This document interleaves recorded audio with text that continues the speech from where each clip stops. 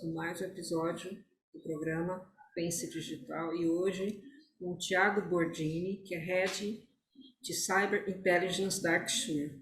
Thiago, seja bem-vindo. Obrigado, Fernando, pelo convite. É um prazer estar aqui com vocês.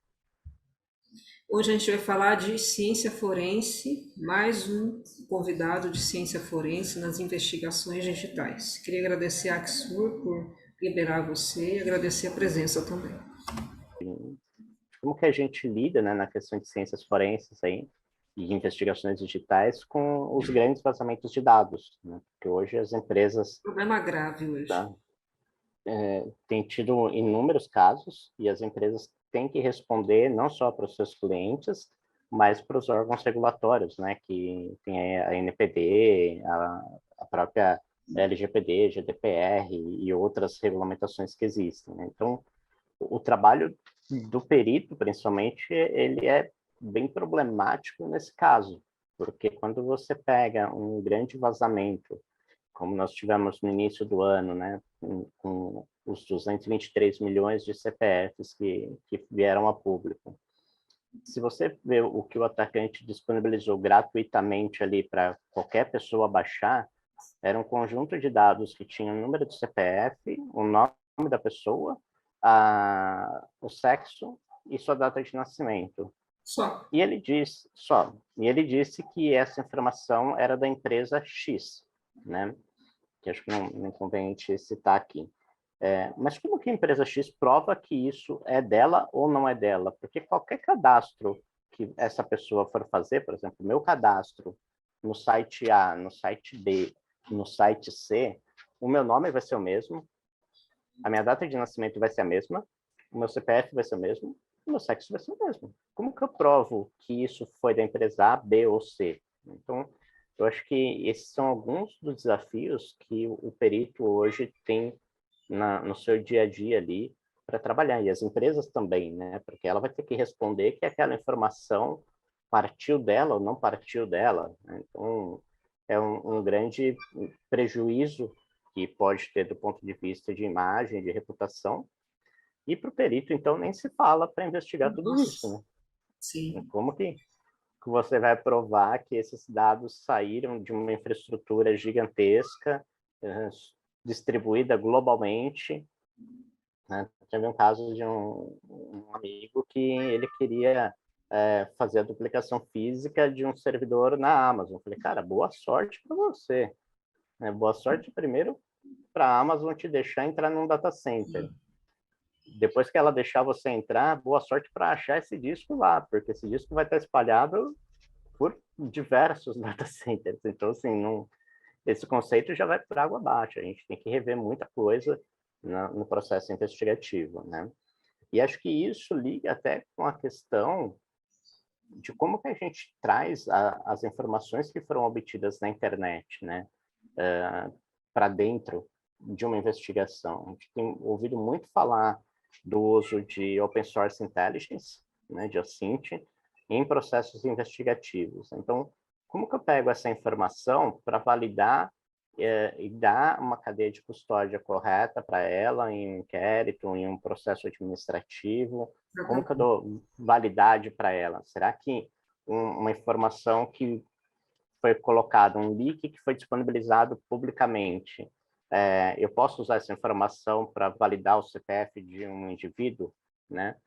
Porque se a gente tiver isso como premissa, eu poderia pegar essa base de dados que foi disponibilizada para toda a população, né? Digamos assim, Sim. e de repente usar ela para validar qualquer outra informação cadastral lá, né? Então, posso fazer isso? Não posso? Posso? Como que eu extraio essa informação para criar uma cadeia de custódia? Como que eu coloco isso dentro de uma estrutura de um laudo pericial, né? E acho que esse é um grande desafio que a gente tem hoje no nosso dia a dia, não só de fontes abertas, mas de fontes fechadas, né? Às vezes você precisa, a gente na Axor tem muitas ações, por exemplo, que identifica um ator falando que tem informação de um determinado cliente, né? Que ele consegue fazer uma invasão em determinado cliente. Ok, a gente tem que interagir ali com aquele atacante para entender se ele realmente consegue, como que ele consegue, que ferramenta que ele usa, porque falar, qualquer um pode falar, né? Então, como que eu investigo isso? Será que aquele caso de fraude que eu estou investigando de milhões de reais está relacionado a essa publicação desse ator no Facebook ou em qualquer outro fórum, né? Não vou nem falar de Deep Web, eu vou falar de coisas Sim. superficiais, né? Então, esse vínculo hoje, ele é muito próximo. Eu acho que o caminho da perícia para esses, né, para essa vertente de investigação usando inteligência de fontes abertas, em alguns casos, se a gente for olhar a perícia, não só no lado investigativo criminal, de entrar com processo, mas usar a perícia para entender um modus operandi de uma fraude, um modus operandi de uma exfiltração de dados e corrigir processos de negócio, você tem uma outra abordagem que a gente pode atuar também. Então, eu acho que o caminho aí do perito hoje, nessa camada mais recente, né, vamos dizer assim, de dar um recycle na profissão, eu acho que estaria dentro dessa camada da gente usar a perícia para responder não só o lado criminal, né? A gente liga muito isso, o perito, ao crime, mas usar o Sim. perito também, o conhecimento técnico dele de correlação de informação, de busca de informações, para mapear toda uma investigação interna que vai ser utilizada para uma melhoria de processo ou para uma correção Exatamente. sistêmica, né? E Eu tem vejo muito o trabalho do perito em auditoria também, como auditor, né? muito, muito, Auditor, a né? parte investigativa, né? Parte A investigativa. A gente, auditoria é uma investigação, né? Você vai investigar se os métodos foram aplicados, né? E dependendo do foco dessa investigação, qual é a questão do dolo, do dano, né? A extensão do dano. O perito não foge à regra. O perito, ele tá, faz uma auditoria, né? Uma auditoria do que está sendo solicitado. Você vai entender a dinâmica desse processo criminoso, né, e entregar na forma de laudo. Né? Esse é o processo correto que um perito faz. Né? O resultado ele tem que entregar na forma de laudo. O laudo ele é focado, né? sim. Não foge à regra. Então é interessante, numa equipe, não sei se você concorda, uma equipe de TI tem um perito ou à disposição, inserido na equipe de TI, ou terceirizado, uma ocorrência, qualquer Não, tipo eu de acho ocorrência que na empresa que envolva informação e dados, né? total. Eu acho que esse perito ele tem que estar, inclusive, dentro de um time, por exemplo, de resposta a incidente. Exatamente, eu ia falar isso, porque tem que ser muito Né? rápido, né, para você parar o crime, isolar a área, de acordo com a cadeia de custódia, isolar a área do crime, né, para você, a gente fala, fixar as provas, né? Como é que você vai fixar, como é que você pensa em fixar a prova falando de informática? Como que É, você está lá fazendo coleta de provas em fontes abertas, de fontes abertas, fixar essas provas? sim. A gente está no caso de uma resposta a incidente que ficou primeiro num dilema. Eu preciso voltar ao ambiente, mas se eu voltar ao ambiente, eu comprometo as evidências. Exatamente. Fica naquela, né, quem que vem primeiro, o ovo ou a galinha? Exatamente. E aí você tem que trabalhar em cima disso. Depois você tem uma outra camada de pegar o pouco de informação que você conseguiu extrair e ir buscar isso em fontes abertas, tentar entender o que está acontecendo. Você tem hoje, inevitavelmente, aí grupos no Telegram, a gente vê o caso aí do Lapsus, que fez um estrago no Ministério da Saúde, diversos órgãos governamentais, esse início de ano agora no Expresso, lá em Portugal, ou seja, tem trazido um barulho muito grande. Como que eu busco todas essas informações? Como que eu vou atrás dessas fontes, né? E esse lado de buscar informações em fontes abertas ajuda até na defesa, né? A gente teve um outro case Exatamente. recente de um cliente que estava sendo processado por ter supostamente vazado os dados de e-mail de um consumidor dele. E ele tinha que provar que ele não vazou aquele dado.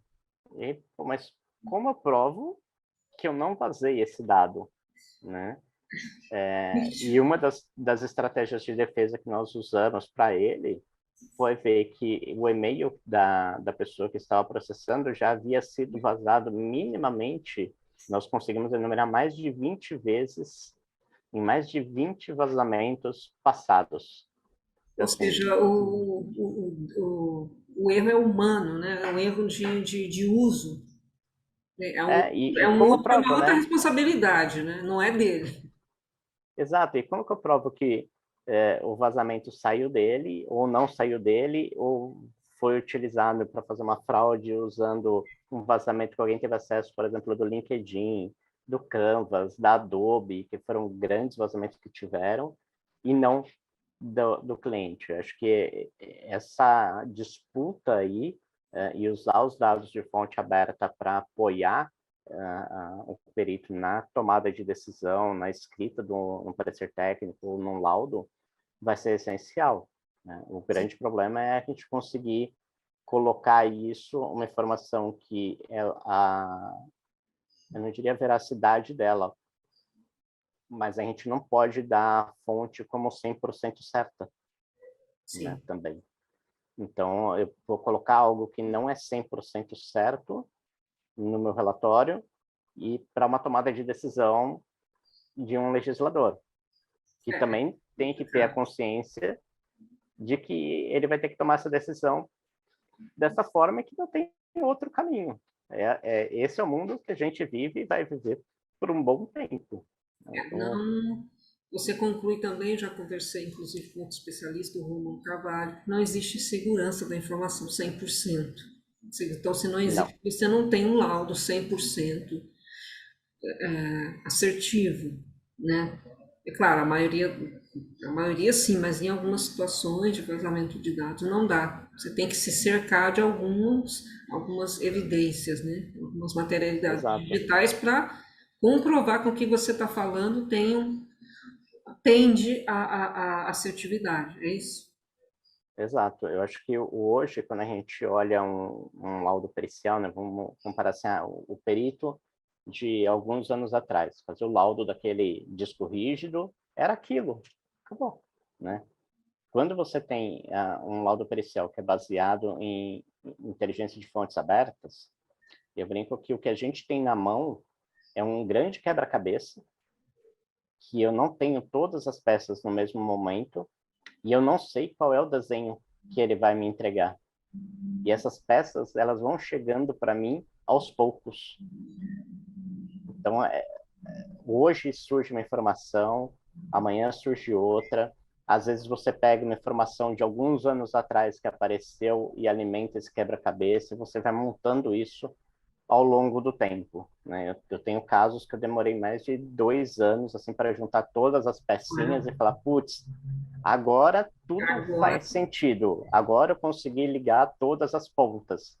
Mas se eu exatamente, fosse entregar esse laudo há 2 anos atrás, eu não teria todas essas informações. Então, eu exatamente, acho que esse é um dos desafios que a gente tem hoje no uso da inteligência de fontes abertas nos trabalhos de perícia, né? E a gente vai ter que aprender a lidar com isso e ajudar o legislativo também a lidar com isso, que o laudo ele não é mais desafiador, 100% estático, ele vai sofrendo desafiador. updates ali ao longo do tempo. Tiago, até que ponto, né, as informações, as evidências informáticas, né, digitais, podem ser usadas em processos investigativos? Agora a gente está falando de fontes fechadas. Você poderia explicar para as pessoas o que são fontes fechadas e até que ponto elas podem ser usadas em processos judiciais? Então, vamos lá. Fontes fechadas, hoje existe diversas denominações para isso, tá? Mas um senso comum, a gente entende que fontes fechadas são aquelas plataformas onde você precisa de algum nível de interação com a outra parte para ter acesso, ou um ambiente onde você precisa ser convidado para entrar. Então, pensando um fórum da Deep Web, eu não consigo fazer um cadastro nesse fórum, eu preciso que alguém me gere um convite para eu entrar, né? Como era antigamente o Orkut, não sei se o público que nos assiste vai lembrar do Orkut, ou se é. Isso hoje é tudo muito líquido, né? ou se Sim, realmente o mundo Bauman, pessoal, sociedade líquida. quem não sabe o que é o Orkut, faça uma Ocint e descubra o que é o Orkut. Fica a dica. Você, No começo você precisava de convite para entrar naquele site, né? Então a gente entende como fonte fechada esse tipo de ambiente, né? Então a gente está falando de Deep e Dark Web, fóruns, grupos de WhatsApp, Telegram ou Facebook que você precisa de algum nível de convite para entrar. E aí tem um trabalho muito grande de você trabalhar ali na questão de coleta de informação e no sentido investigativo, né?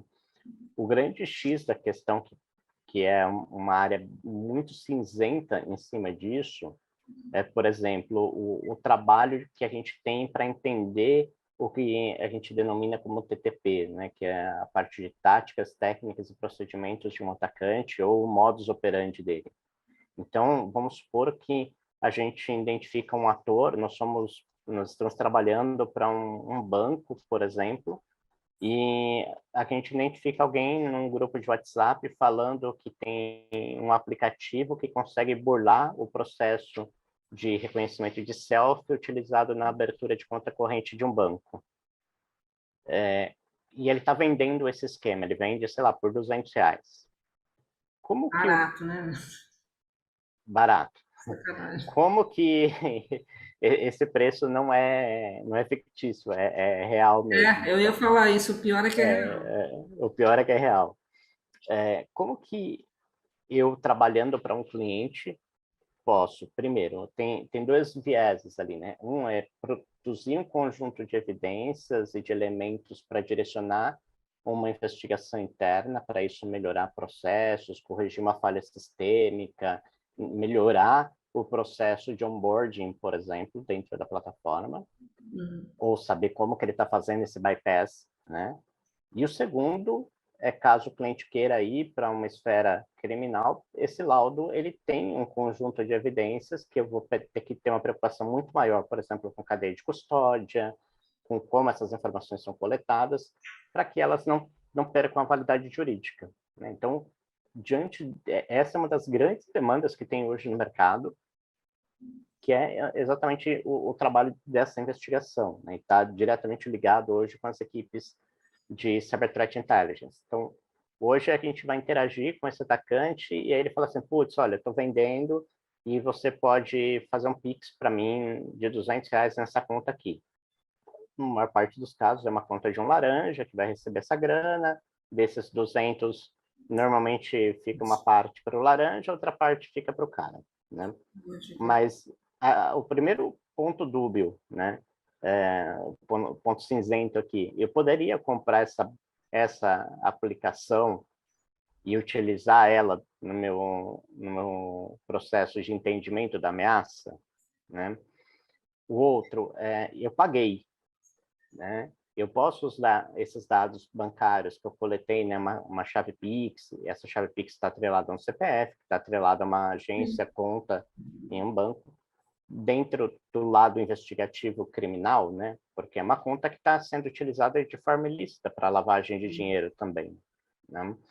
Então, é uma zona muito cinzenta que existe hoje, se isso é legal, não é, como que eu coloco isso num relatório e como que eu produzo esse relatório com essas duas frentes, né? Para entendimento de uma ameaça e melhoria de processo, e outra com um viés investigativo criminal.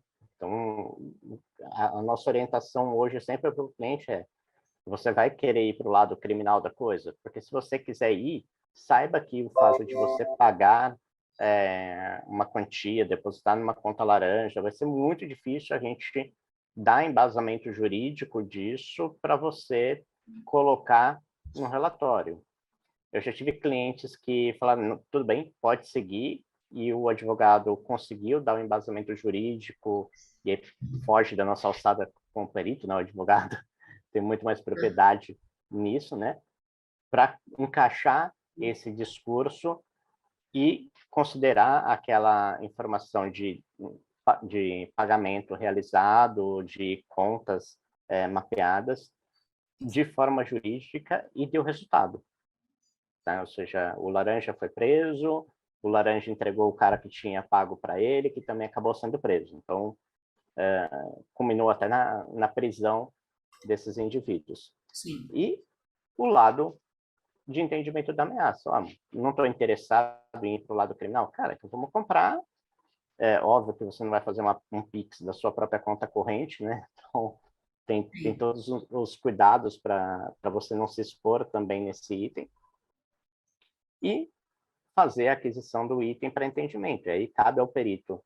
Eu consegui o programa que faz esse bypass da self, né? Então, cabe ao perito entender como que esse programa funciona, como que ele explora o aplicativo do cliente para burlar o processo de self e produzir um laudo que vai subsidiar toda a equipe de desenvolvimento, toda a equipe de tecnologia do cliente para fazer uma melhoria sistêmica e corrigir o mal pela raiz. Então, o uso hoje, né, de peritos com essa capacidade tem sido extremamente demandado.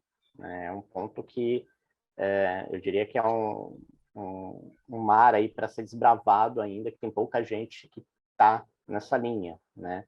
Isso pluga muito com áreas de resposta a incidente, com áreas de prevenção a fraudes, e programas de lavagem de dinheiro, principalmente, né? A parte de risco, compliance também tem uma conexão muito boa. Então, aquela perícia tradicional que a gente estava acostumado a fazer alguns anos atrás, de lá, duplicar equipamento, tudo, ainda existe, mas eu acho que isso acabou virando commodity, né? Tem muita gente já fazendo isso, tem muita ferramenta que faz isso hoje com o pé nas costas, já entrega praticamente o laudo feito, né?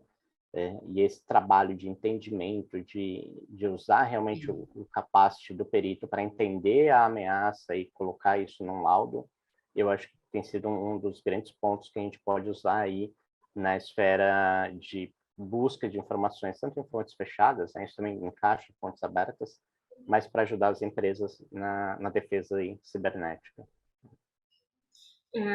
Eu tenho uma dúvida, eu acho que é dúvida de muita gente. Você falou da selfie, né? Tem até isso, um software que simula uma selfie. E tem alguns aplicativos bancários que, olha, faz uma selfie, faz um vídeo e tal. Não seria interessante o Banco Central ter uma opção de uma pessoa ir pessoalmente, né, em alguma sede do Banco Central, enfim, ter a opção dele proibir que se criasse contas com o CPF dele nesse formato, ou seja, se ele não for pessoalmente criar qualquer tipo de conta, porque o Banco Central ele se comunica com qualquer tipo de banco. Ele tem essa comunicação, essa autonomia, esse acesso. Acesso eu nem sei, mas autonomia. Então, se a pessoa proibir que se crie contas sem estar fisicamente, acho que evitaria muito problema. Você discorda disso, você tem outra visão? Eu nem concordo nem discordo. Vamos lá, Sim. ter algumas considerações. Eu acho que acabaria resolvendo um pouco o problema. Né, na realidade, eu acho que acabaria inibindo um pouco, né? Não resolver. Até porque a gente sabe que, por vezes, eles contratam pessoas com documentos falsos para ir abrir contas fisicamente em agências, né? Principalmente em regiões mais remotas do país. Sim. O outro ponto é que a gente está indo para o lado digital, né? Se você olhar as estatísticas bancárias, o número de agências só decresce a cada ano. Sim. Então, eu particularmente nem sei quanto tempo faz que eu não entro numa agência bancária, quanto tempo eu não preencho um cheque, então não faço a menor ideia.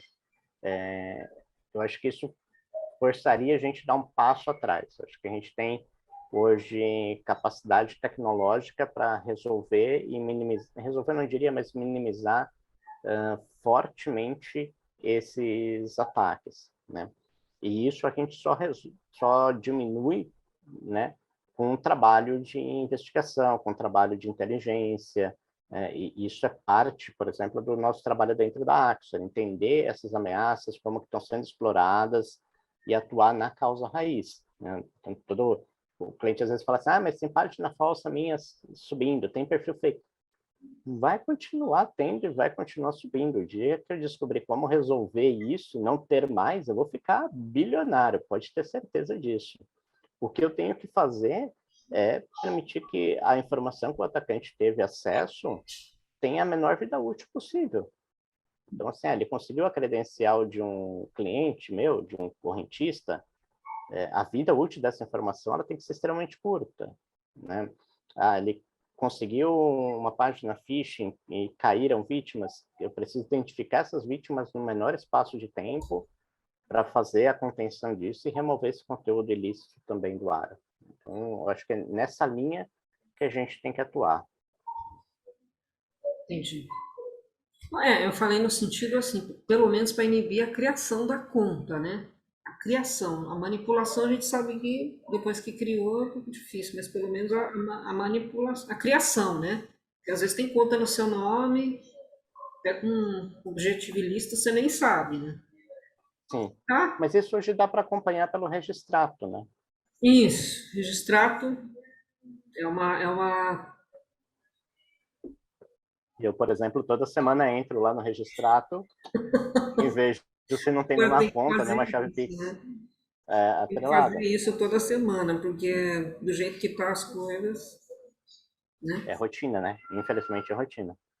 Tem que ter algumas agendas aí. Você tem, por exemplo, eu trabalhei 16 anos na área de saúde, você tem o autoexame, a mulher tem o exame de rotina, então tem que ter algumas rotinas de prevenção de segurança do uso de dados, né? Não só Sim, o banco, mas dar uma rastreada com o seu nome na internet, alguns, né? nós temos um monitoramento que a gente chama de monitoramento de executivo, de VIPs, que é exatamente isso, né? Identificar que tipo de informação daquele executivo vazou na internet, quando vazou, não só o login e senha, né? Mas documentos. Exatamente. Às vezes, de repente, você foi lá, fez um financiamento, precisou tirar uma cópia da sua CNH, de repente, e a empresa que processou isso teve um vazamento de dados. Pô, seu documento inteiro vazou na internet, né? A imagem do documento, não só o número do seu CPF, é completamente diferente. São alguns desafios aí que a gente tem para lidar mais à frente. Né? Mais à frente não, já hoje, né? Bom, Tiago, eu agradeço a Axur, eu agradeço a sua presença, já fica convidado para segunda e terceira temporada, né? Você queria fazer algumas considerações finais? Acho que só agradecer aí a participação, é um prazer falar com Eu que vocês. agradeço. Espero que o bate-papo seja útil para Com muitos. certeza. E dar algumas dicas, né? A gente tem hoje dentro da Axor duas ferramentas que são gratuitas para o público pessoa física, que ajuda, né? Na verdade, a missão da Axor é tornar a internet um local mais seguro. E parte disso a gente entende que envolve a questão de lidar com as pessoas físicas finais. Então, uma delas é um site chamado minhasenha.com, que Minha você senha, pode a entrar. gente vai colocar aqui, está colocando agora esse endereço. Pode entrar lá, só colocar o seu endereço de e-mail e toda vez que tiver alguma credencial vazada relacionada à sua conta de e-mail, Olha que você recebe um interessante. alerta, né? Isso a gente Parabéns, faz Axur. gratuitamente. E o outro é o possoconfiar.com também, Qual o que é nome? um site possoconfiar.com. Posso confiar. É, que é a nossa ideia é justamente utilizar, estou na dúvida se um site é legítimo ou não, se tem indícios de conteúdo malicioso, você submete ali, a gente realiza uma série de análises Sim, técnicas no site, para ver se ele tem algum malware, alguma coisa que possa coletar informação a mais do visitante, e dar um score de risco ali. Então, a ideia não é dizer se aquele site é fraudulento ou não, mas se já tem algum tipo de indício. licitude técnico, indício técnico de licitude naquele conteúdo. Também é gratuito, é só entrar, colocar o endereço do site, pedir Que para analisar e bacana, o resultado já sai na hora. que Então, bacana. Nossa, e eu bacana. fico à disposição também, quando precisar bater um papo, a gente está aqui com o maior prazer para conscientizar todo mundo também, é importante. Tá, sim.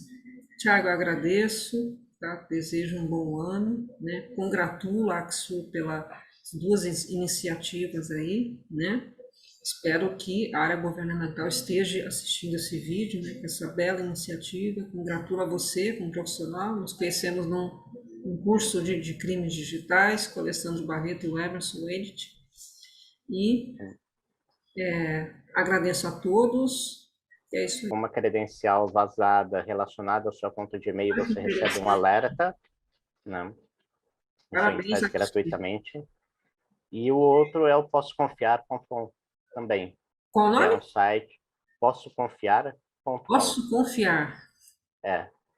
Que a nossa ideia é justamente utilizar, estou na dúvida se um site é legítimo ou não, se tem indícios de conteúdo malicioso, você submete ali, a gente realiza uma série de análises Sim, técnicas no site, para ver se ele tem algum malware, alguma coisa que possa coletar informação a mais do visitante, e dar um score de risco ali. Então, a ideia não é dizer se aquele site é fraudulento ou não, mas se já tem algum tipo de indício.